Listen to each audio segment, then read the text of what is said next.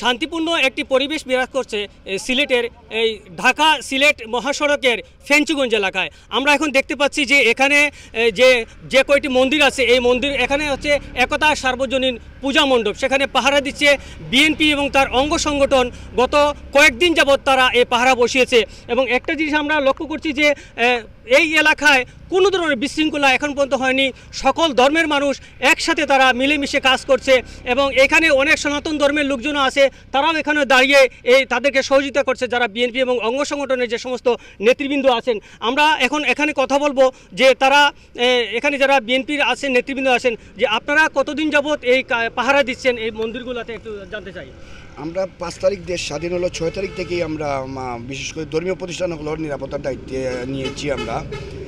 আর যতদিন পর্যন্ত দেশের শান্তি শৃঙ্খলা নিশ্চিত না হচ্ছে, ল অ্যান্ড অর্ডার সিচুয়েশন কন্ট্রোলে না আসছে, ততদিন পর্যন্ত আমরা ফেঞ্চুগঞ্জের 36টা ধর্মীয় মন্দির রয়েছে, সেগুলো আমরা মণ্ডপ আমরা নিরাপত্তা নিশ্চিত করার চেষ্টা করব। আমরা ইনশাল্লাহ পাহারা দিচ্ছি এবং যতক্ষণ না নিরাপত্তা নিশ্চিত হয়েছে ততক্ষণ পর্যন্ত আমরা পাহারা চালিয়ে যাব আমরা। আচ্ছা, আপনারা তো দিনে রাতে পাহারা বসে? জি জি জি, আমরা দিনে রাতে পাহারা দিচ্ছি। কেন এটা করলেন? না, এই যে সাম্প্রদায়িক যাতে কোনো প্রবলেম দেখা দেয় না, এর জন্যই আমরা হিন্দু মুসলমান বৌদ্ধ খ্রিস্টান সবাই মিলিয়ে, কারণ যেহেতু এই দেশটা হইলো হিন্দু মুসলমান বৌদ্ধ খ্রিস্টান, আমরা সবাই এই দেশটা স্বাধীন করেছি 1971 সালে। পরে আমরা এই 5 তারিখ এদেশের এই ছাত্র সমাজ, যারা অনেক ছাত্র সমাজের হিন্দু ভাইয়েরাও এই আন্দোলনে মারা গেছে, যার পরিপ্রেক্ষিতে যাতে কোনো সমস্যা না হয়, যাতে হিন্দু মুসলমানের মধ্যে আমরা যাতে কোনো ব্যাঘাত না ঘটে, সেই জন্য পাহারা দিচ্ছি। আপনারা শুনছিলেন যে এখানে যিনি বিএনপির নেতৃবৃন্দ বলছিলেন যে তারা সাম্প্রদায়িক সম্প্রীতি বজায় রাখার জন্য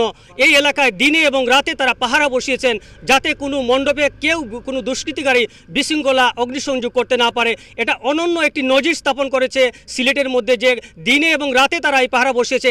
আমরা এখন সনাতন ধর্মের একজন যিনি আছেন ওনার সাথে একটু কথা বলবো, যে আপনি একটু বলেন যে এই পাহারা যে তারা বসিয়েছে বিএনপি নেতৃবৃন্দ, আপনি এই বিষয়ে কি বলবেন? 6 তারিখ থেকে আমাদের এই ইন্দ্রনগর পরগনায় ছাত্রদল, বিএনপি, যুব দলের নেতৃবৃন্দরা আমাদের প্রত্যেকটি পূজা মণ্ডপে তারা সুশৃঙ্খলভাবে তারা আমাদের পূজা মণ্ডপগুলা পাহারা দিচ্ছে এবং সাথে আমাদেরকেও নিয়ে তারা পাহারায় রেখেছে, বিভিন্ন মণ্ডপ পরিদর্শন করেছে এই বিএনপি, ছাত্রদল, যুব দলের লোকেরা। আমরা হিন্দু ফেঞ্চুগঞ্জের হিন্দু সম্প্রদায়, আমরা তাদের উপরে অতি উৎসাহিত, আনন্দিত এবং আমরা চিরদিনই আমাদের পাশে ওরা ছিল, আছে, আজও আছে। আমরা এই আশাবাদ ব্যক্ত করে এখানে বক্তব্য শেষ করছি। আমরা যে আজকে যে দৃশ্যটি দেখলাম, যে অনন্য একটি নজির, এটা যেন সারা বাংলাদেশে ছড়িয়ে পড়ে, যে মন্দির পাহারা দিচ্ছে বিএনপি এবং তার অঙ্গ সংগঠন এবং সামাজিক অনেক নেতৃবৃন্দ, তারা দিনে এবং রাতে পাহারা দিচ্ছে।